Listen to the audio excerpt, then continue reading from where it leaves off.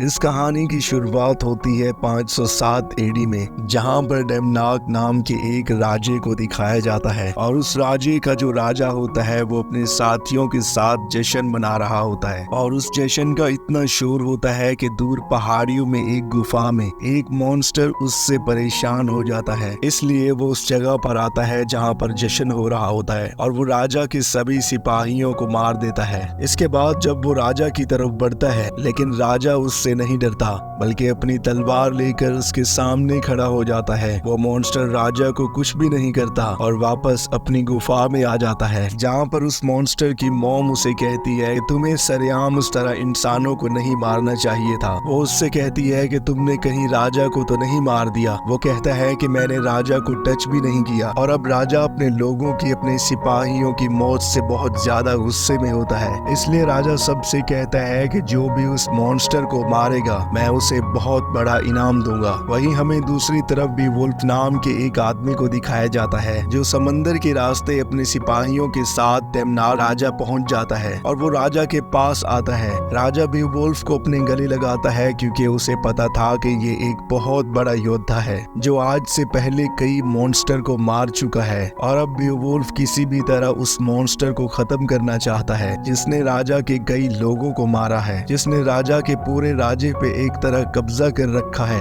इसलिए बीवोल्फ अपने लोगों के साथ उसका सामना करने की तैयारी करता है। दरअसल उसे पता है कि शोर की वजह से पिछली बार वो मॉन्स्टर यहाँ पर आया था, इसलिए बीवोल्फ अपने आदमियों के साथ यहाँ पर जश्न मनाना शुरू कर देता है। और अब वो मॉन्स्टर भी यहाँ पर पहुंच जाता है। बीवोल्फ अपने साथियों के साथ उससे लड़ता है। बीवोल्फ उस पर लगातार अटैक करता है जिसकी वजह से वो घायल हो जाता है। अब वो मॉन्स्टर यहाँ से भागने की कोशिश करता है, लेकिन बीवोल्फ उसके हाथ को जंजीरों से जकड़कर उसके एक हाथ को काट देता है और इसी तरह से वो उस मॉन्स्टर को हरा देता है। और इसके बाद राजा अपनी पत्नी यानी रानी के साथ यहाँ पर आते हैं और राजा बीवोल्फ के काम के लिए, उसकी विक्ट्री के लिए उसे अपना एक शाही गोल्ड ड्रिंकिंग हॉर्न देते हैं। वहीं हमें मॉन्स्टर को दिखाया जाता है जो घायल अवस्था में अपनी गुफा में पहुंच जाता है, जहां पर उस मॉन्स्टर की मां होती है। वो अपने बेटे की इस हालत को देखकर बहुत परेशान हो जाती है। मॉन्स्टर उसे बताता है कि मुझे बीवोल्फ ने मारा है और इसके बाद उस मॉन्स्टर की मृत्यु हो जाती है। और अब उस मॉन्स्टर की मां अपने बेटे की मौत का बदला जरूर लेगी और एक रात वो उस राज्य में पहुंच जाती है जहां पर वो बीवोल्फ के कई आदमियों के ऊपर हमला कर देती है और बीवोल्फ के कई लोगों को मार देती है। बीवोल्फ देखता है कि चारों तरफ उसके आदमियों की, गांव वालों की डेथ बॉडीज पड़ी हैं, जो देखकर वो बहुत परेशान हो जाता है। और अब राजा बीवोल्फ के पास आता है और वो उसे बताता है कि जिस मॉन्स्टर को तुमने मारा था उसकी मॉम ने ये पूरी तबाही मचाई है। और अब बीवोल्फ ये तय करता है कि वो उसे भी मार देगा, इसलिए बीवोल्फ उन गुफाओं की तरफ निकल पड़ता है जहाँ पर उस मॉन्स्टर की मॉम रहती है। और जब बीवोल्फ उन गुफाओं के पास पहुंचता है, अंदर बहुत ही ज्यादा अंधकार होता है। बीवोल्फ तय करता है कि वो अकेला ही अंदर जाएगा और जब वो अंदर जाता है तो राजा ने जो उसे अपनी खानदानी ड्रिंकिंग गोल्डन प्याला यानी कि गोल्डन हॉर्न दिया था वो चमकने लगता है और उसकी रोशनी से वो लगातार आगे बढ़ता है। और तभी पानी के अंदर से वो मॉन्स्टर निकलती है जो कि देखने में बहुत ही ज्यादा सुंदर लेडी होती है। उसकी सुंदरतियां देखकर बीवोल्फ पूरी तरह से उसकी तरफ अट्रैक्ट हो जाता है। हालांकि बीवोल्फ उसे मारना चाहता था, लेकिन उसकी जादू की शक्तियों की वजह से वो उसे मार नहीं पाता और वो मॉन्स्टर इंसान के रूप में होती है। ये बीवोल्फ को सड्यूस कर रही होती है और अब बीवोल्फ उसके झांसे में आ जाता है और ये दोनों एक दूसरे के करीब आ जाते हैं। और अब बीवोल्फ वापस अपने राज्य में जाता है, जहाँ पर राजा को बताता है कि उसने मॉन्स्टर यानी डीमन को मार दिया। यहाँ पर उस डीमन की यानी मॉन्स्टर के बेटे का, जिसका पहले उसने हाथ काट दिया था, उसका कटा हुआ सर बीवोल्फ के पास होता है, जो सबूत के तौर पर वो राजा के पास लाता है और कहता है कि मैंने उन दोनों को मार दिया है। और अब जब ये दोनों ही मारे जा चुके हैं तो राजा पर जो शराब था वो हमेशा के लिए खत्म हो चुका है। लेकिन बीवोल्फ को एहसास होता है कि शराब खत्म नहीं हुआ, बल्कि जो शराब पहले राजा के ऊपर था अब वो बीवोल्फ के ऊपर आ चुका है। और अब राजा घोषणा करता है कि मेरे बाद इस राज्य का राजा बेवुल्फ होगा और इसके बाद वो अपनी जान दे देता है। उसकी बॉडी नीचे गिर जाती है। अब सभी लोग बेवुल्फ के सामने घुटने टेक देते हैं और उसे अपना राजा मान लेते हैं। और तभी पानी के अंदर से वही डीमन निकलती है और राजा की डेथ बॉडी को अपने साथ ले जाती है। कई साल गुजर जाते हैं। अब बेवुल्फ बूढ़ा हो चुका है और वो एक सेना से युद्ध कर रहा होता है। दरअसल बेवुल्फ ने आज तक कई मॉन्स्टर को मारा है, इसलिए वो पूरी दुनिया में बहुत ज्यादा फेमस होता है। और आज रात को यहाँ पर जश्न का दिन होता है क्योंकि आज की ही रात उसने उन दोनों डेमन्स को मारा था। और तभी वहाँ पर पुराने राजा का सलाहकार आता है जो अपने राजा बेवुल्फ को वही गोल्डन ड्रिंकिंग हॉर्न दिखाता है जो उसे पिछले राजा ने दिया था। और अब ये सलाहकार उसे बताता है कि हमारे राजे के